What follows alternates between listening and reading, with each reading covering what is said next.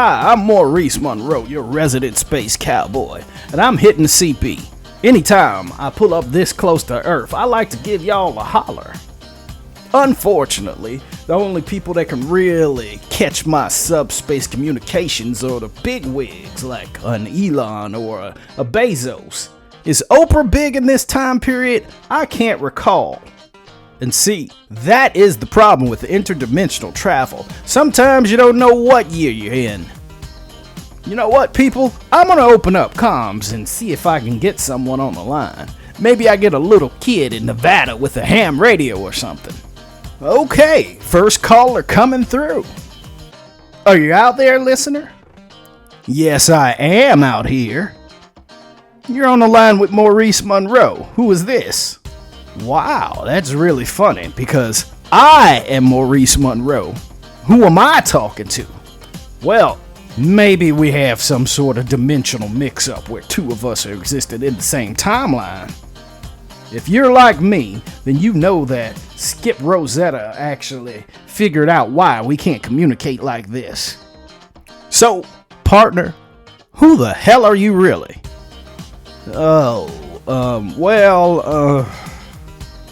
Okay, you got me.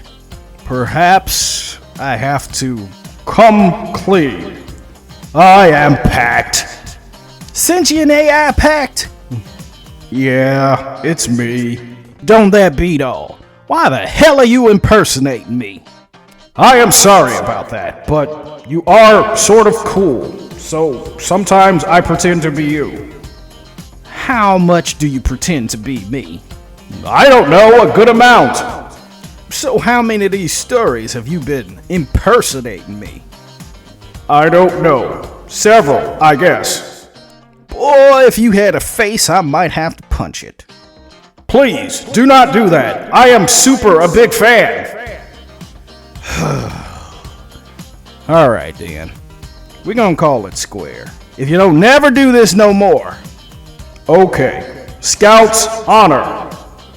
So, what was the story you were gonna tell tonight?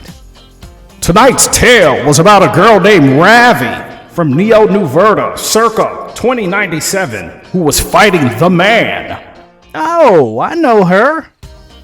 Yeah, she's pretty cool too. Anywho, they call this story The Execution of a Chump. Is it by Montsho Shelby? It is. How did you know? I don't know, but it always seems to work out that way. So, enjoy your story, people.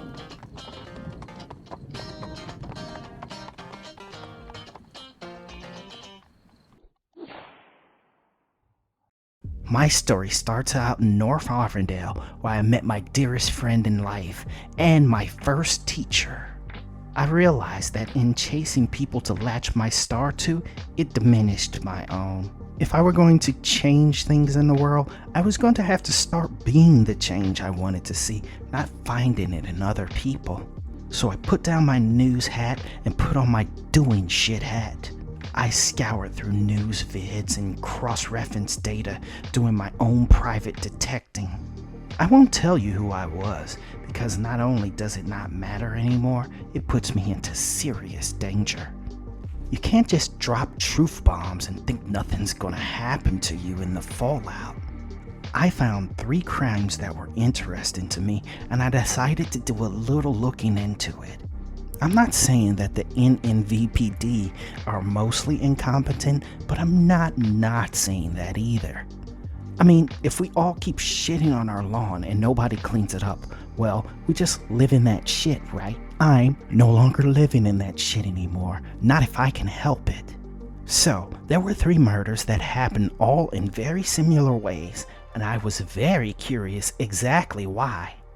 All 3 of them were street people, pseudo-homeless. Now, if you're the type that says, fuck the homeless, their lives don't matter, fuck you. Stop listening to my blog right now.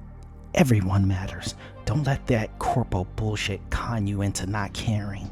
You're not living in search of the American dream, you're just a slave jacked into the corpo collective think tank. So, a street preacher preaching out against the Steelyard, name was Doc, was out in the front of Steelyard headquarters for, I'd say 10 years or so, mysteriously kills himself in the middle of a sermon.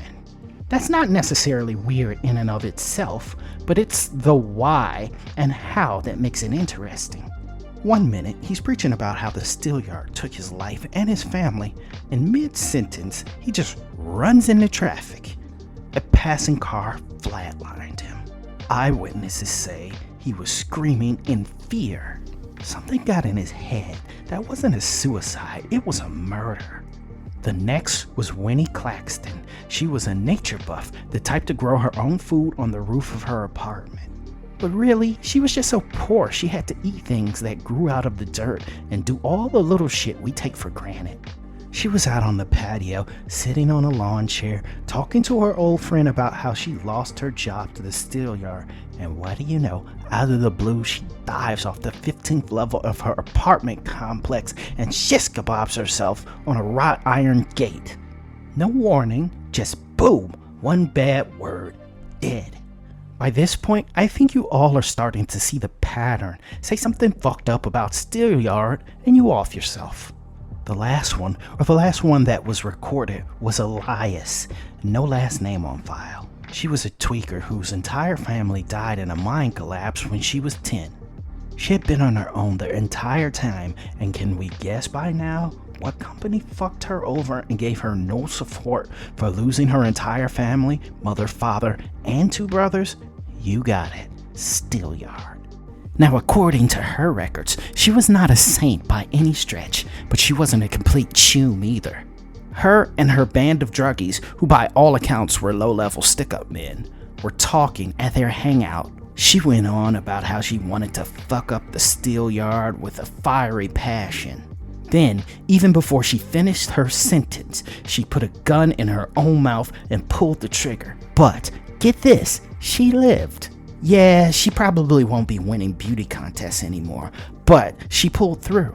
This is where I think my tale truly starts, when I put my boots to the ground. I got a gun. Before you think this is going to turn into me going akimbo, flatlining corpo thugs, I got a gun. I didn't say I could use it. If I was going to brush up against some of these dangerous individuals, I thought it best to have it and not need it.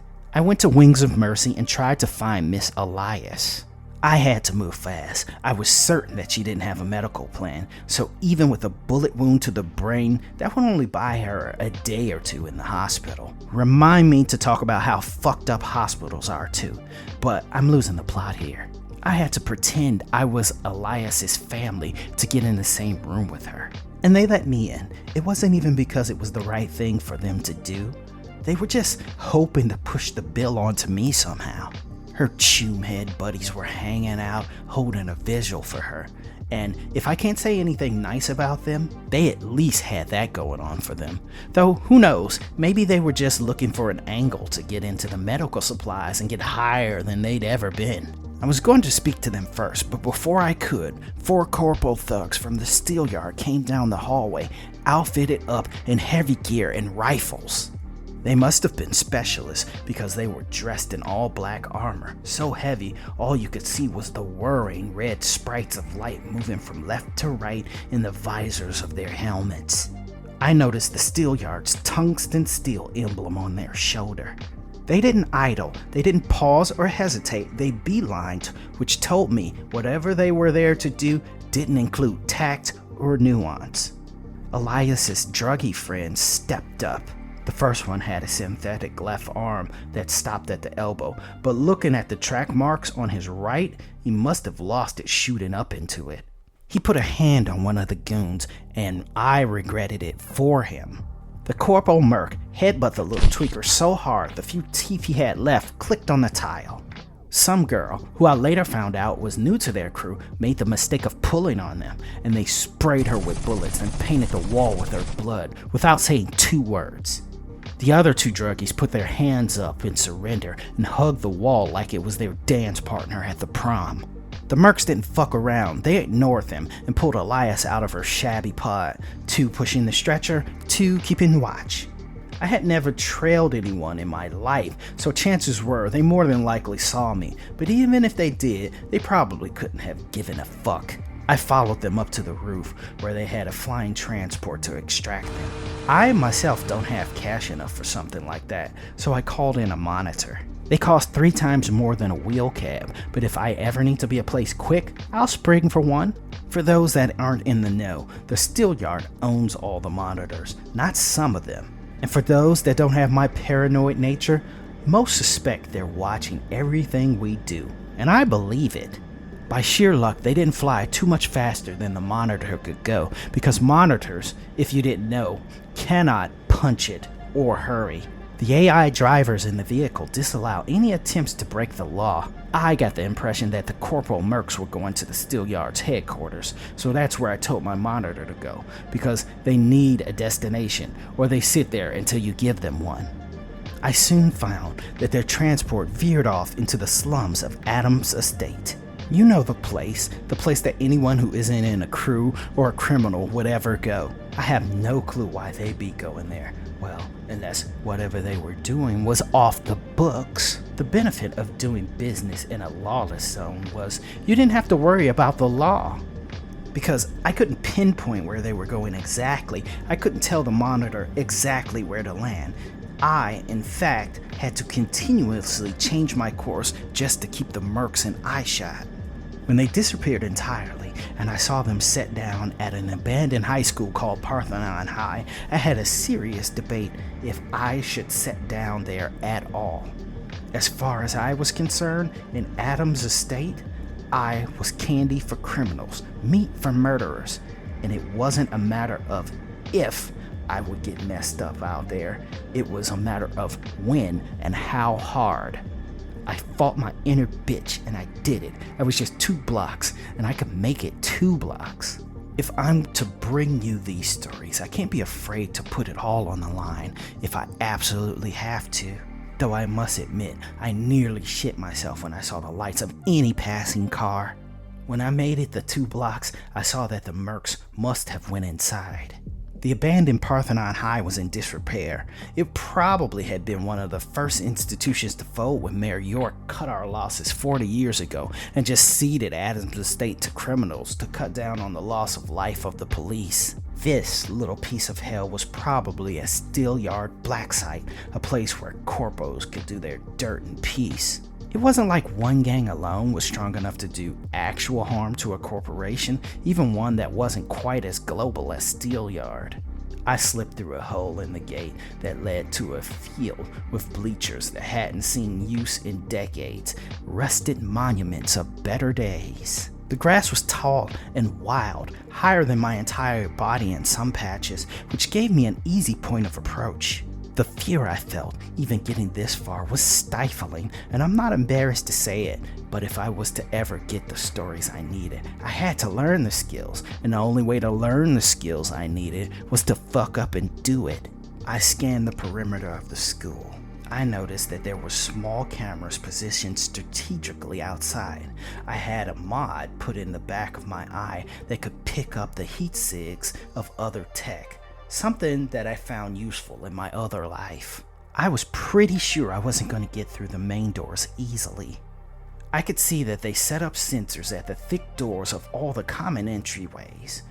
But the high school was too big to cover every door and every window, or at least that was my thinking. I pulled out my descrambler and found all the networks in the area, and because this was a shit part of town with major predators, there weren't any but the ones that I needed.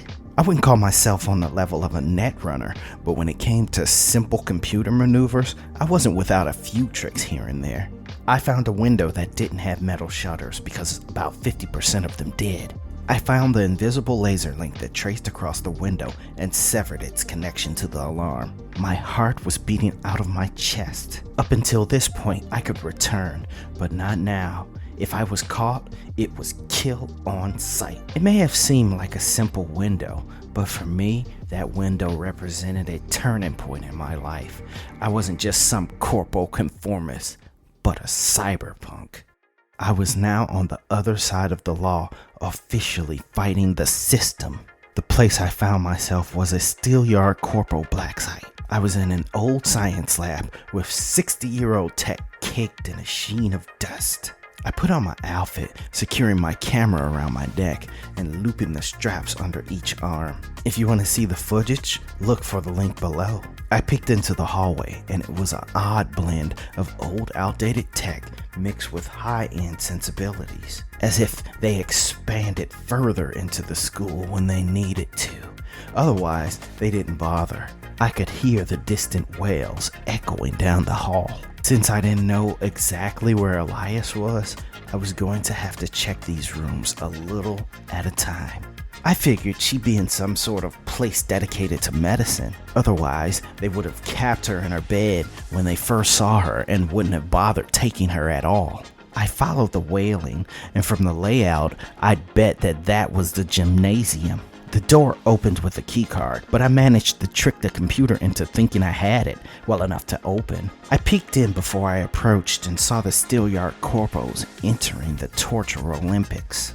There were men in lab coats, mercs, maniacs, waterboarding, racking, brainjacking, and quite a few forms of torture that I had to get on the net and figure out later. All these things happen independent from each other, like a fucked up science fair of the macabre. I figured that if I got spotted, I wouldn't be flatlined outright.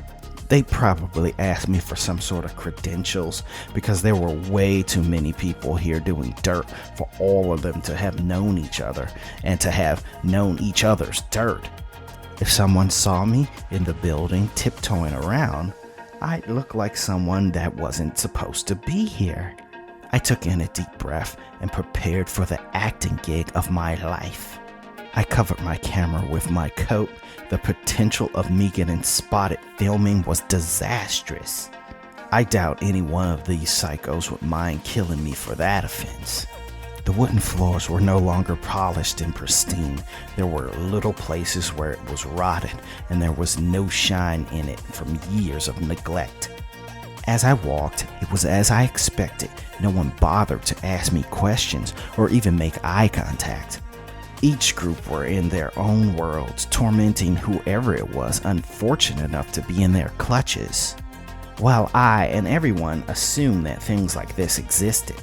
It's an entirely different situation when you see it for yourself firsthand. The world that these people lived in was not the world I did. I don't know exactly how, but I kept it together. I moved towards the back where I presume the locker rooms would have been.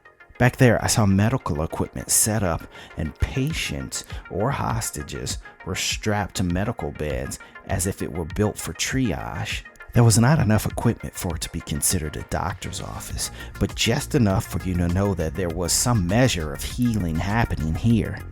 I noticed past the rows of comatose Elias in the back, in a place that at one time might have been the women's shower. All throughout her head were the familiar wires that were connected to a computer. There was a man wearing thick glasses whose eyes reflected the glyphs of tech dancing off of it. Two of the corporal mercs were watching Elias like a hawk, so much so that they saw me. I got the distinct impression one of them made me from the hospital, or at least suspected something. I had my gun at my side, so that was always an option. A stupid option, but an option. The sentries pulled away from Elias and ran at me. I froze in place. What was I going to do? Run through the entire school hoping to make it? Hoping they were the only people with guns? I was going to have to play dumb. I didn't have a name that carried weight, so maybe they would consider me nobody worth their time. As I prepared for the acting gig of my life, my eyes pre-watered with tears. The four mercs walked past me, their glowing red visors giving them the look of cyborgs. All of a sudden, it was just me and the guy on the computer, who was miles away. I could have had a gun right next to him and he'd never had noticed. I looked at my gun, hard, contemplating if I could, or should I just pop up behind him and spill his brains on the floor. I had never killed anyone, and I wasn't looking to start, but I had to wonder, was that the fate of all outlaws, to be callous to killers? Maybe it was, but it wasn't going to be me. Not yet, at least. I slowly began unplugging the cables that flowed out of Elias into the machine, hoping to get as many free as I could before this dorky netrunner noticed. If push came to shove, I still had the gun, and just pointing it was enough to get most people to think twice. I managed to release the plugs in her body, but after I disconnected the cords in the back of her head, the netrunner took his glasses off and stared at me. He said, "What's going on here?" I brushed up against my pistol, but I didn't pull it. It was as foreign to me as a third arm. "We're moving her," I said with as much confidence as I could muster. "Am I coming with or what?" the little man said with his huge visor resting on his forehead. "No, we'll call you when it's time," I said casually, like I was just another cog in the corporate machine, with no passion or true concern for what I was doing, but was doing because I had to be. The netrunner flipped down his visor and blew out a huge pink bubblegum bubble. "You're a dime," he said sightlessly. I inwardly felt like I had a mini heart attack, but I outwardly walked to the back of the mobile hospital bed and started pushing it through the gymnasium. Every eye that fell on me was an accusation. I pushed slowly past it, as if I wasn't going to ask about their shit, so they best not ask about mine. I heard faint gunfire coming from outside, and down the hallway I saw two Corporal Mercs charging towards me. I didn't flinch, I just kept pushing, and they pushed past me to the commotion. I figured that I'd have to go out the way I came in, or else I was going to have to deal with a checkpoint or a sentry of some sort. I knew that there was no way I was going to be able to justify pushing a hospital pod through a field in a Corporal Black site. I was going to have to carry Elias and sneak through the field. I didn't know if I could, honestly. She wasn't that big. In fact, she was malnutritioned and small, but I'm not that big myself. I'm not rocking any mods that would boost me either. I figured, fuck it. If I was doing it, I was either doing it now or never. The gunfire that was in the distance was now very much at the forefront, but I had no idea what was going on until I stepped foot outside. I could hear the bullets screaming past me, ripping swaths in the air. I felt as if I were moving in slow motion.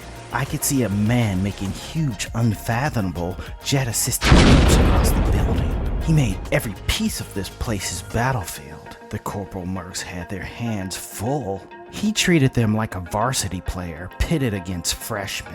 His shoulder-mounted machine gun popped off and the shells fell like rain. Corporal Mercs had quite the time keeping him in their seats, even though he was as big as two people fused together. He was chromed up so hard, if he wasn't a cyber psycho, he was a mod away. I broke for the tall grass, hoping to stay as far off any of their radars as I possibly could. Jackbooted Mercs were sweeping the field, not for me, but just to gain ground on this man who was laying waste to their ranks. The way that man gleefully laughed when he fired his oversized AR rifle scared me just as hard as any of the Corpo thugs. Though there was something to admire about a man that had found such contentment, even if it was for something as depraved as gruesome death. Two Corporal Mercs happened to run past my location, and I froze in place like a deer that thought if it stayed still enough, maybe it could just fade away. My shoulders were burning carrying Elias, and with all the nervous and labored shifting, complete silence was an impossibility. The red swirling visor lights fell on me, and though I couldn't see their eyes, I could feel their slow realization of what was happening, and the wheels of action clicking in their heads as they began to point their weapons at me. I cowered, not having anything else I could think to do other than hope.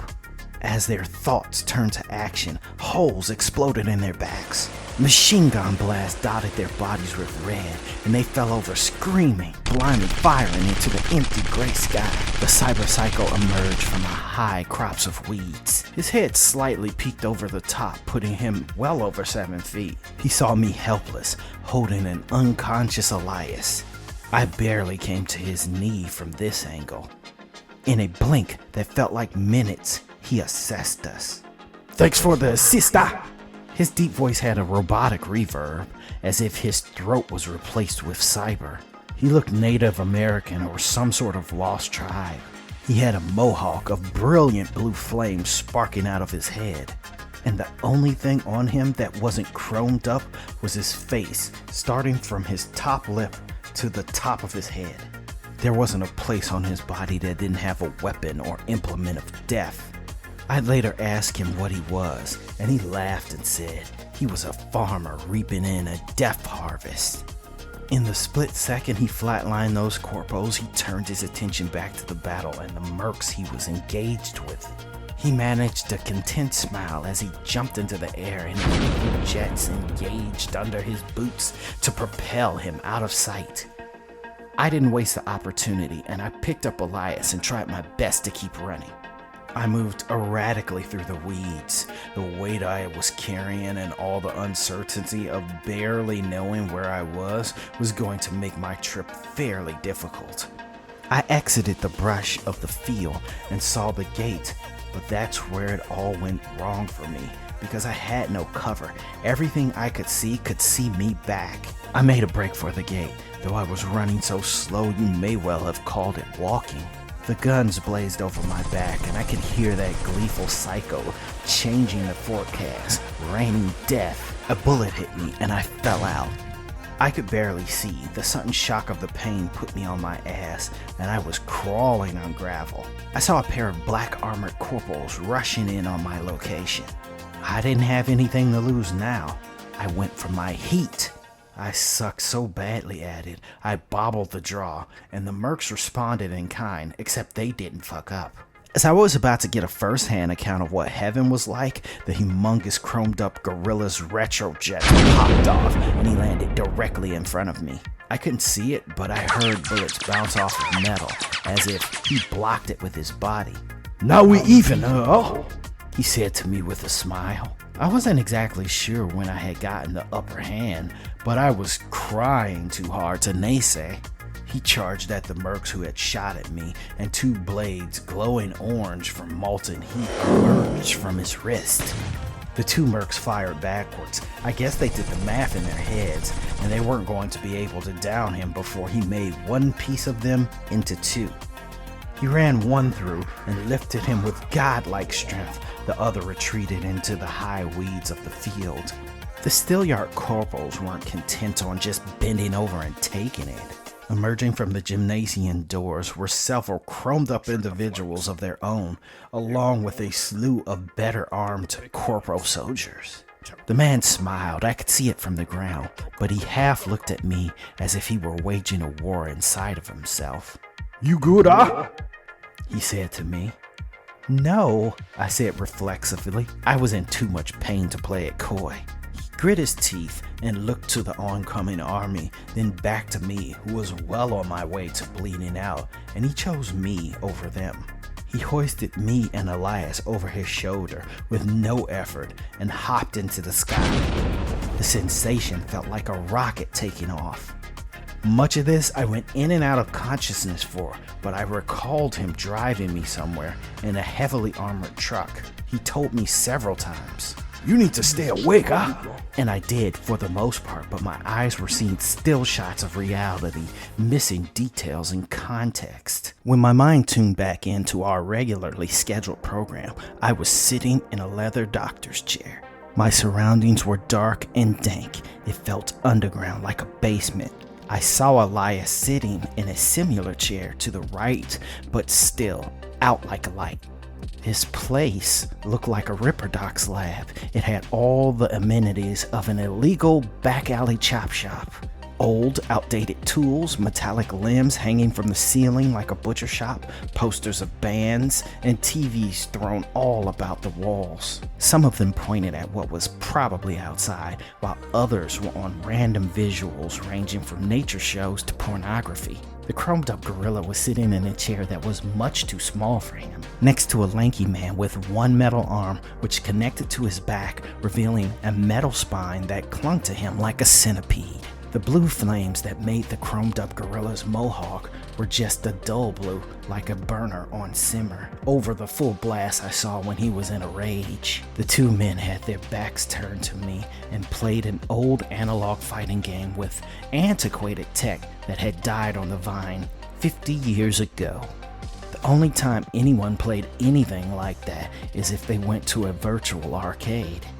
I had fleeting visions of my childhood in old New Verta in the arcade called Elysium that was modeled from arcades from 2023. It was funny seeing the two concentrating so intensely on something so low stakes, but maybe it's just a guy thing I'd never understand. The big man lost and all but slammed down his controller. "This fucking game is rigged, ah!" "I could beat you with one hand. Would that help you?" "Fuck you, said the big man. The newcomer with the mechanized spine stood up and looked back at me. I could see the heavy metallic runners on his right side. "Get ready for a new challenger," he said, which prompted the big man to turn around. "You're awake, I guess I can't be a loser all the time, every time," he said. The little man handed the big man a few eddies. "You took a bad one, little sister. Why were you out on the board if you're not a player?" he said, standing from his chair. Sorta my first time doing any of this, so I think I did okay, considering, I said. "Not really, girlie, unless dying was part of the plan," he spoke back without actual judgment. "What was worth risking your life for in Adam's estate?" said the smaller man who approached me. The thick plates on the side of his head spun open and two small magnification glasses dropped over his right eye. He inspected my gunshot wound, which was plugged with Metagoo. "That girl there, the Steelyard wants to kill her," I said. They want to kill a lot of people. Why she trigger you?" said the big man who was bathed in magenta neon from the small window on the ceiling. I gave him the rundown of why it mattered, and he wasn't exactly surprised, but the Ripper Doc showed a bit more interest. I won't say his name because he's still alive, and not everyone signed off on letting me put their real name in my story, but for the sake of the story, I'm going to refer to him as Dietrich. That is curious, though she was rather fucked before she shot herself in the head, and she may be a piece of broccoli for the rest of her life anyway. I probably couldn't use the organs because of all the shit she was on, but I could use her eyes potentially. Would you be okay with selling them to me? He asked me. A, she's not mine, and B, she's not dead. Yet. Effectively she is, said Dietrich. The big man cut in.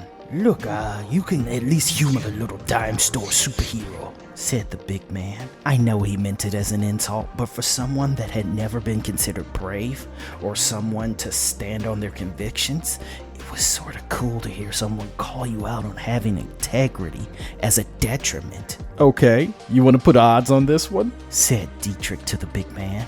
"No, she's too fucked. Just jack into her ticker and see if anything talks, eh?" "For you, sure. And I'm taking her eyes if she dies," he said to me, as if I'd have to fight him on it if and when the time came. We crowded around Elias, and Dietrich hooked cords to the back of her head like it was a game console. Whatever was on her mind popped up as binary noise on the main TV, but lucky for us, Dietrich was figuring the chaos. "What you see in this, Chump?" said the big man. "Yeah, and I think I'm going to have to ask you to get the fuck out of my house and take this tweaker with you," he said.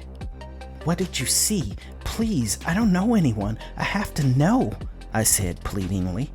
Dietrich took pity on me because I was looking quite pitiful. "She's got an AI in her head, fucking with her wiring," said Dietrich, pointing at glyphs on the screen as if that meant something to me. "What is it doing?" I asked. "Not exactly sure, and seeing that it's proprietary to the Steelyard, I don't need this little fucker figuring out where it is and narking on me," said Dietrich. "So, with all due respect, hero, get the fuck out." I stumbled when I stood. I could see the big man take a step as if to catch me. There was a gentle heart in him, and I could see it, though he looked like a chromed up psycho. I grit my teeth and attempted to pick up Elias. With the gunshot wound, I had to stop every 2 steps. I didn't have a health plan that was worth a damn, so the little metagoo that Dietrich stuck in me was probably all a hospital would do for me anyways. I saw the big man's eyes softening when he saw me struggling, like he did when he saved my life back in Adam's estate. He took Elias from me and hoisted her over his shoulder. Come on, hero. I'll get you somewhere. I can't say safe, but at least not here. We walked out into the city in the dead of night. I followed him through the streets like a child riding her parents' coattails. But that sort of tracks because as far as I was concerned, this was the day I was truly born. I stood that day. I'm still learning to walk, but trust me when I say I will learn to run, and when I do... The big man called himself Out of Time, and he chuckled to himself when he told me, as if it were an inside joke that only he understood. We didn't work on real names anyways. That wasn't the arc of our relationship. Seeing this was my first day alive, I needed a name. I called myself Ravvy. It was my inside joke between me and some of my closest friends. So that's my name now. Anything that I do that is worth a damn is Ravvy. I died as far as I was concerned, and Ravvy took her place. That being said, if Dietrich was correct in his estimation that there was an AI rattling in Elias's head, attacking her through her tech that corporals could track, I couldn't take her to my house, and I for damn sure didn't have a hideout. Me and Out of Time rode through the Neo New Verta streets in his modded truck hybrid tank vehicle that I wasn't sure was street legal. But hey, he was so big, it wasn't like a fucking beat cop was gonna pull his ass over for it. We drove on the 1001 for a while until the expressway turned into the Sun Spiral and went through the Paxil building. So, hero, what's your plan? Most like you probably need to drop her in a hospital and drive off. You ain't got the muscle to bust no skulls when they come for you, huh? Said Out of Time. He was making quite a bit of sense. Not only did I not have the type of underground connections I needed to shield myself, I couldn't protect her if I did. I didn't want to give up now. I couldn't. I had come too far, and I hadn't gotten anywhere near what I considered the truth of the matter. Time looked to me, more machine than man, but all heart, with a bit of sympathy. I must have been looking extra pathetic, like a superhero whose power came from inciting pity. Look, girl, I know a guy in Baskerville. I can't promise nothing, but he's into the truth and justice like you, I guess, and he owes me one. Said Time. I smiled, and my weeping look dissipated. Why? Why do you want to help me? I asked nervously, even though I probably shouldn't have, seen he was doing me the solid.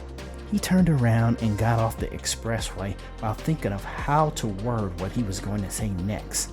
I later understood why he had to go through the motions. Because sometimes it feels good to do good, he said, as if almost on the verge of tears. Why did you want to burn down a Corporal black site? I asked as he drove into the mechanized lift that would lower and give us passage to the underground. You just worry about your mystery, huh? Your story is your story, my story is my story, huh? He said defensively. When I drop you, I'm in the wind. I still have shit I need to do, huh? That I didn't get to finish. The lights fled, and the artificial neon glow of the underground took command. We grabbed the under 10 to Arvindale to Baskerville, and it was in rare form this night. I tended not to come down to the underground. I used to say, and I used to think it was because it was slumming it, that this was where the dregs lived. But now I realize it was always fear of seeing the world at its ugliest, while the underground is a city under the city with its own rules and customs. You can find horrors down there, but you can also find wonders too.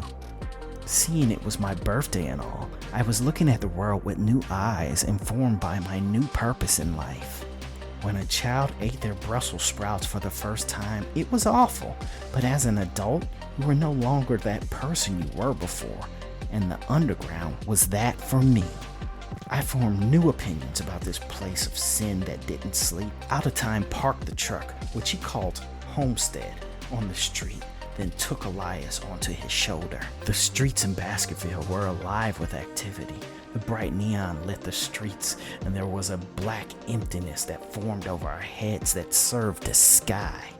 Because it was nighttime, there were small randomized ceiling lights that blinked that served as simulated starlight. I didn't know where time was taking me, but when I walked behind him, I understood what it was like to feel powerful, even in his shadow. Just knowing he was in my corner gave me a taste of the allure of knowing you couldn't be fucked with. Time moved through the bustling marketplace. His feet clanged on concrete with each step. We approached Forever 21. There really is no need to explain it, and I don't know how you would know about it if you've lived in Neo New Verta, but I'll go over it for those that don't live here. Forever 21 is the biggest place for media in all of Neo New Verta. It has the hottest shows, it's a club, it's a broadcasting studio, it's an all-in-one, and the heartbeat of the city. It's owned by Static. I'll get to him later. He'll come up in a moment. So me and Time turned into Forever 21 and cut through the crowd. The marquee bore down on us like a miniature sun. Time was aware of the line to get in, he just ignored it, and nobody had the balls to say boo about it. Except for the chromed up doorman who was literally infused to the door. His tech was linked up to the wall, cords snaked through him to the building like veins. No entry. The door said with a face and a partial chest of flesh that popped out of the wall wearing half a bellhop uniform. It's me, Static knows me, said Time. The doorman looked to his right, and his seemingly human eyes glassed white as if it were sinking to tech. After a moment's deliberation, he said, Back door. Time agreed. It was rather jarring to go to a club to party than see a 7-foot chromed up gorilla holding a comatose tweaker over his shoulder. When we got around to the back, we went through several gates that opened at our approach. The building was much bigger than I thought it should be. There were TV monitors thrown all about in random locations. When we got to the back door, through the random attendants who seemed to work there, the theater commenced. In a white suit with mirrored shoes, gloves, tie that had a dull grayish blue Static motif was the host himself. Static emerged with the bombast of a parade conductor, jeweled scepter in hand. Performers that danced, or just seemed to be in his orbit just to be interesting, walked besides and behind him. He knew Out of Time's real name, which I won't repeat, and I asked him if it was okay for me to add him in my blog later, and he said, and I quote, "I'm too big to fail. Any press I get is good press." Everyone in Neo New Verta knows Static, but for those that don't, his head is a television set. Don't ask me where his brains are. I don't know. Nobody knows if it's a helmet or tech, if he's a cyborg, a machine, or a man in a costume. "For why have you brought these wayward souls to my parlor, Time?" said Static.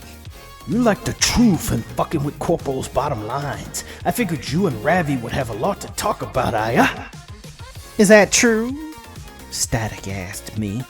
I was nervous immediately. He is, for lack of better words, the de facto president of the underground. He's a bastion for all media, so I wasn't quite ready to speak to someone on his level. I do have information that you may want to know that maybe could be interesting to you. Static's television screen's face mirrored my face, and I saw a perfect fish-eyed recording of what I just said to him. "Are you sure, dear? Because you don't sound sure." Time cut in. She's just nervous is all. It's her first rodeo. Static was all but ignoring his attendants who constantly buzzed in his ear, trying to pull and divide his attention towards whatever it was they considered relevant. I could tell that his attention, his time, was very precious to him, and the fact that I got even a fraction of it was an accomplishment. If I had learned anything about showmanship in my years of writing, I was going to have to pull it out now. "Is this true? Are you a virgin outlaw?" said Static, whose TV screen face turned into a question mark. I must admit I am, but what I have is something you'd at least be interested to know. How about an AI that goes into people's heads and makes them kill themselves? Anyone who says a bad word about the steel yard, flatlined. Oh really? Why? Details, said Static as he threw his scepter to some rando. It clocked them and bobbled off their head. That's the mystery. I don't know why, but in this woman who shot herself and lived, more or less, there is the truth. A Ripper Doc found an AI in there, I said. So this one has a little critter playing ping pong with her brain meat.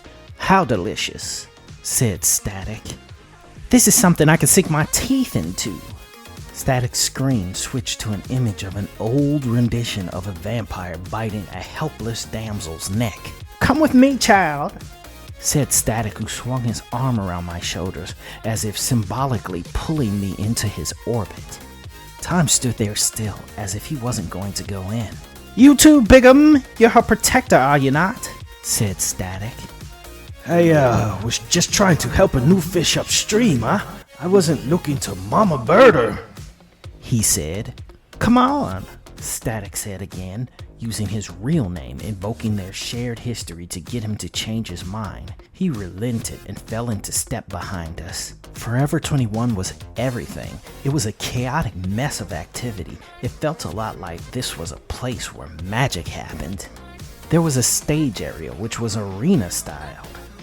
On the viewing levels on top were 2 different clubs with 2 different vibes, and higher up still was the recording studio that only the most elite, or people in Static's inner circle, ever got to go in. I was lucky enough to be one of them that day, but he asked me to keep the details out of my report on the off chance it could be useful to one of his enemies. There was a soccer game going on in a theater tonight, and we passed through Club Regret over pain. Regret was a mess of swirling lights that fluctuated like the moods of the unwell. When we got to his inner sanctum and looked down, it felt a lot like how I pictured God to see the world, but I think I held it together well enough not to fangirl too much. He had a slew of random people there, which I will not mention by name, but suffice it to say, he had several netrunners up there. I couldn't tell if they were just guests that were invited or were actually in his employ. That's sort of the thing about Static. If you were with him, people could never figure how deep at a glance because of his propensity to hang out with absolutely anyone. As a media superstar, this ability makes him magic. He can dip in and out of worlds as if he lived in any of them. Time put Elias with his netrunners who hooked into her cortex. They searched wildly and intensely through her head fog, even though I could only see their lips because of the headsets over their eyes. Static sat down on the couch and lounged, which sort of looked like a throne because it was slightly elevated on a platform, so even when he was sitting, he was more or less at your eye level. Please sit, we're probably gonna be here for a while, at least until the big brains figure something out, said Static. You're not afraid that this AI will tell on you and lead Corporal Mercs here? Darling, do you think that I'm worried about random attacks from Mercs? Do you know the sort of shit I've said and found out about them? If they came for me, any of them came for me, they'd have to decide if I'm worth the headache before they made a move.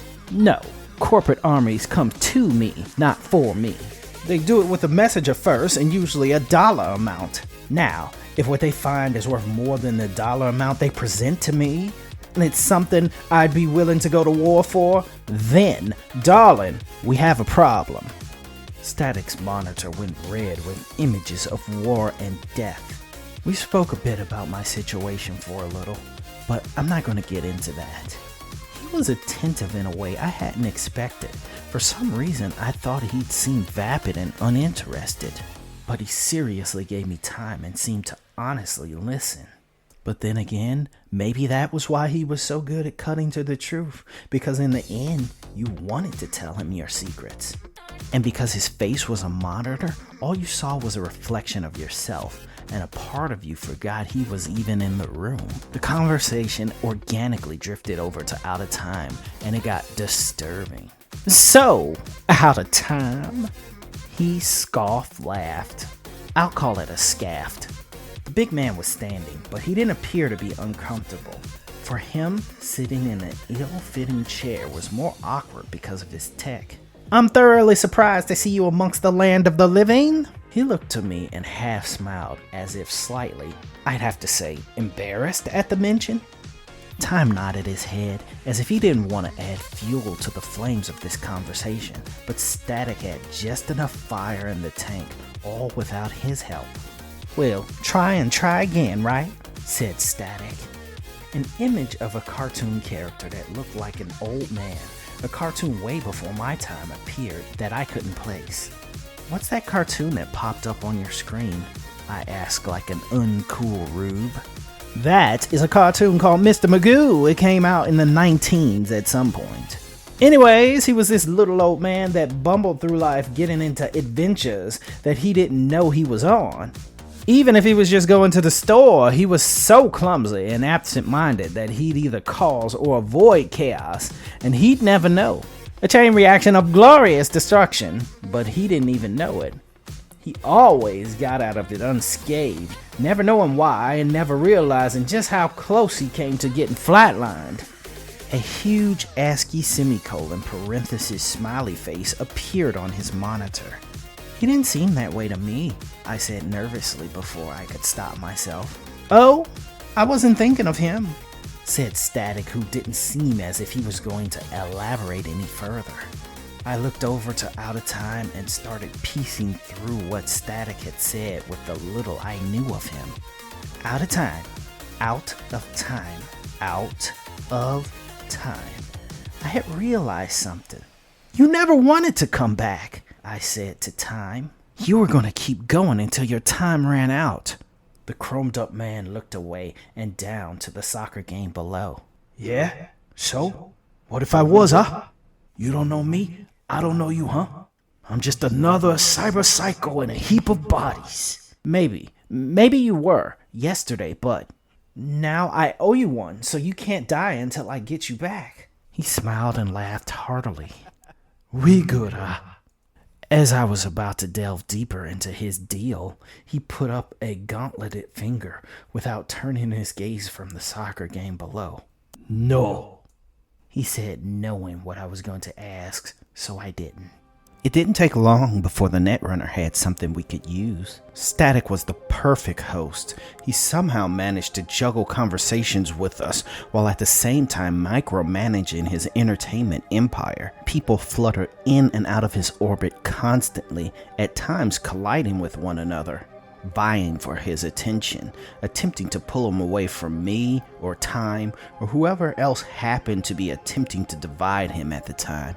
One of the Netrunners said to Static that he had constructed a framework so that if we chose to enter a digital terrain, we, as laymen, would be able to interpret it. As I understand it, when Netrunners go into cyberspace, they only see symbols and glyphs that computers generate.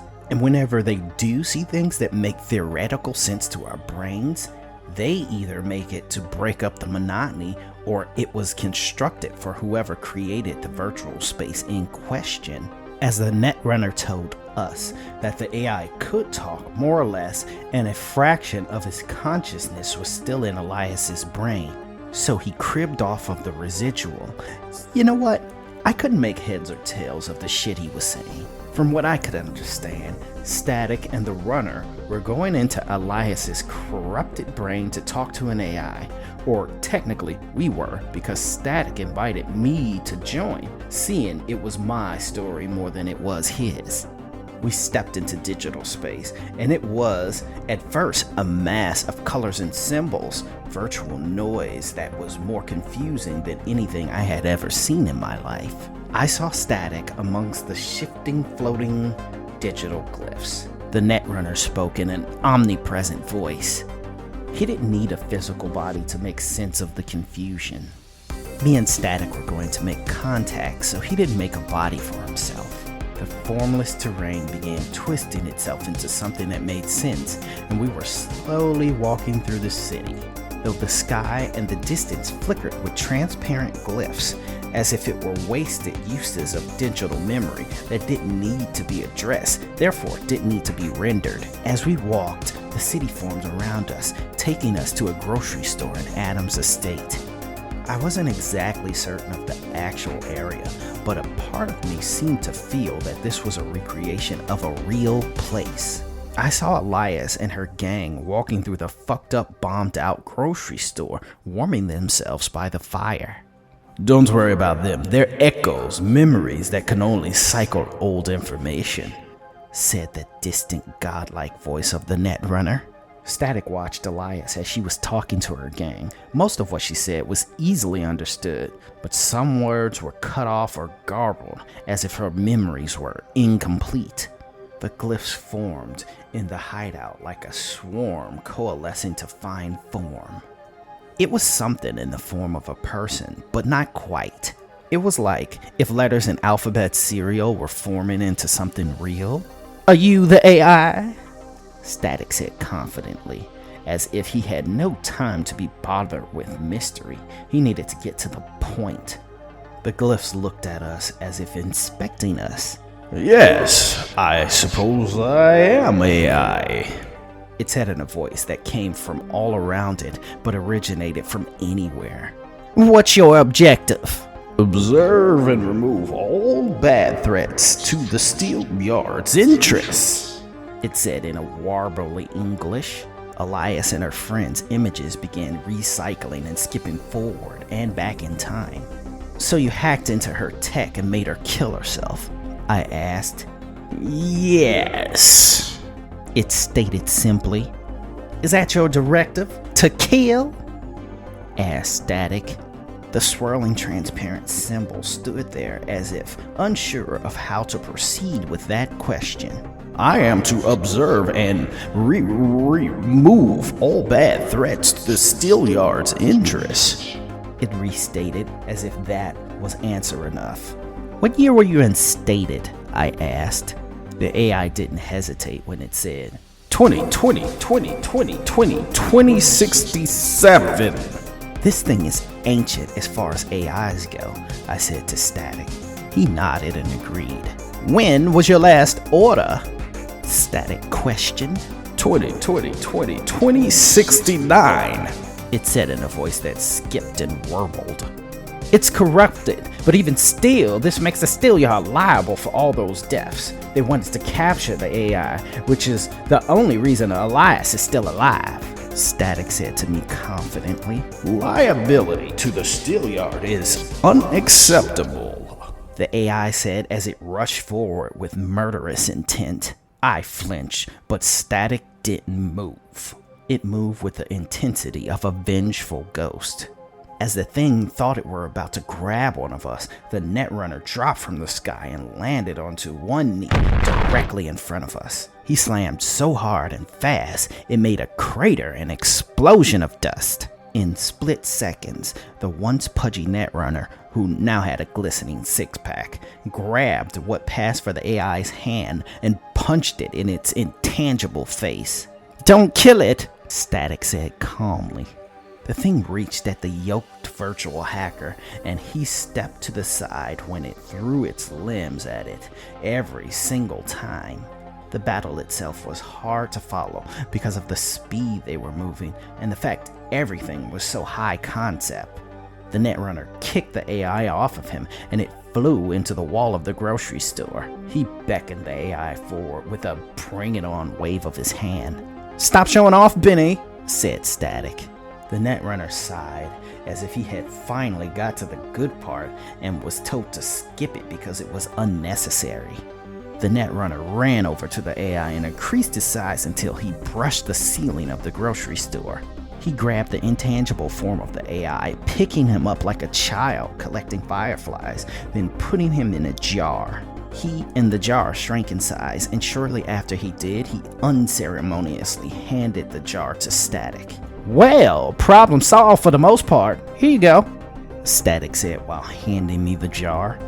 I mean, I kick corporals in the balls quite frequently. This is your first time, so I'll let you have it on the house. I took the jar with trepidation. So, what? It's just in here? Static looked to his guy. Oh, I changed his name to Benny. Yeah, he's in there. If you want to let him out, do it in digital space that isn't linked to the net in any way, or you may just lose him. So there you go, Static said with a bow. His hands pushed up, and he began yanking wires that were only visible in the real world. Then he disappeared from the construct. I took the cue and removed my headset and made that jarring transition back to reality. Static was on his throne couch, looking at a data pad. Where his actual eyes were, I couldn't guess. I looked around and didn't see time. Where's out of time? I asked Static. How the fuck would I know? I was plugged in the same as you, Static said nonchalantly. It seemed very much like he was done with me, and he went back to his work, then inexplicably turned back to me and said, Did you say goodbye to him at least? No. Was he actually going to kill himself? I said, realizing that maybe Static wasn't being hyperbolic when he mentioned it earlier. Yeah, most likely. Good dude. Sad to see him go, Static said in a tone that insinuated that he had lost so many people in his life he couldn't fall apart after everyone. Where is he going? I said with urgency. Probably the nearest steelyard site, though he may have to rearm before he hits it. What's his end goal? Static chuckled. People like him don't really have goals. They're like fireworks. They think they're artillery. They put on a show, they dazzle, then they fizzle out. You just keep doing what you're doing, darling, and you may live long enough to make a difference. More or less. Okay. Can I borrow a car? I have to find him. I can't. Can't what? Let him die? There isn't anything you can say or do that's gonna bring him back from the ledge. Unless you think you can bring his family back. I'm not saying you're wrong, but I have to try. I hate to ask for another favor, but I have to ask it. Could you get me a car? Static's scream turned into a heartwarming scene of a mother giving a son a hug. You're adorable! I'll do you one better. I'll get you a bird's eye view. Static has this tricked out hover car limo situation that we rode in. He was in contact with his netrunners, and they extrapolated Time's most probable course by analyzing where the nearest steelyard site was. In all, Static stayed out of it, letting me spearhead this little expedition. It was as if he just wanted to see what ultimately would happen. Most of the journey, he was either on the phone or checking his media. I think he even did a live stream, though he made certain not to put me in it. We saw Time's tank, the homestead, moving towards the Steelyard's corporate headquarters in North Arvindale. Arvindale being the foremost hub of construction and vertical expansion. Everyone was building on top of themselves like it was a big game of Jenga. He had just gotten off the 1001 and had a 6-block straight shot. Static pulled the limo directly down in traffic, which was illegal as fuck and dangerous. Seeing that Homestead could have just exploded us and not broken a sweat. Homestead came to a screeching halt right up on Nemo Street. As I motioned to get out of the transport, Static didn't follow. You're a virgin. I think you should get your cherry popped. I'll be over there for a bit, he said. Time stepped out of his tank, 1 foot in, 1 foot out. The fuck you doing, you crazy chum? He said. Is it true? You're gonna off yourself? So what if it is? He shot back. I don't want you to die. Look, Ravvy, a man has a right to die however he chooses. This is my time. There is my place. But why? I sighed. You're a tourist. You ain't no cyberpunk. You don't know nothing about this life, yeah? You don't know what it does. When it's your time, it's your time, huh? Maybe I can help. I don't know. Somehow, Out of Time laughed. He laughed so hard that he was nearly out of breath when he stopped, because he knew that was his last laugh. Now you don't owe me shit, huh? I get to go out with a smile. But you don't need to go out at all. Look, you're a baby punk. You're still a hero. You don't understand that. No, I'm not going to be the one to crush your dreams. I'll let life do that for you. I will say though, if you ever get to where I am, help out a noob like you. Keep it going. But hey, maybe, just maybe, you'll be the one to break the chain, okay? I smiled and teared up as he got back into his car and drove off to die in a blaze of glory. I watched him drive away in slow motion. I wish I could have met him early in life. Maybe together we could have unlocked the combination of unlikely events that would have seen the Steelyard and all the corpo monarchies tumble.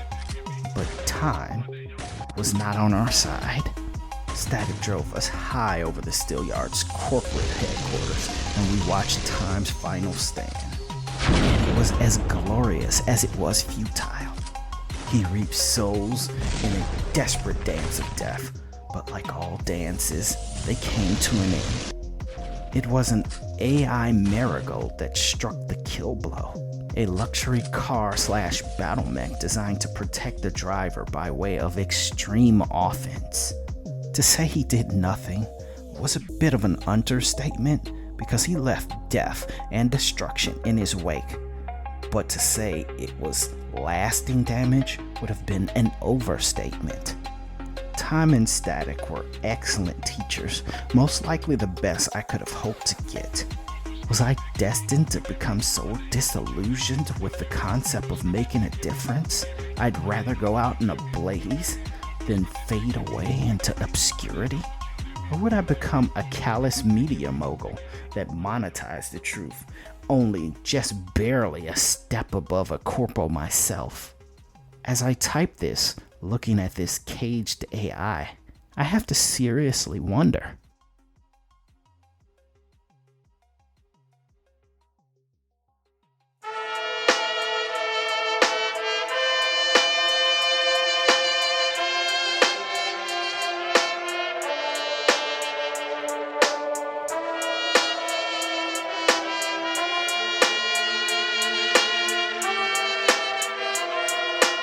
Professor K came on the beat.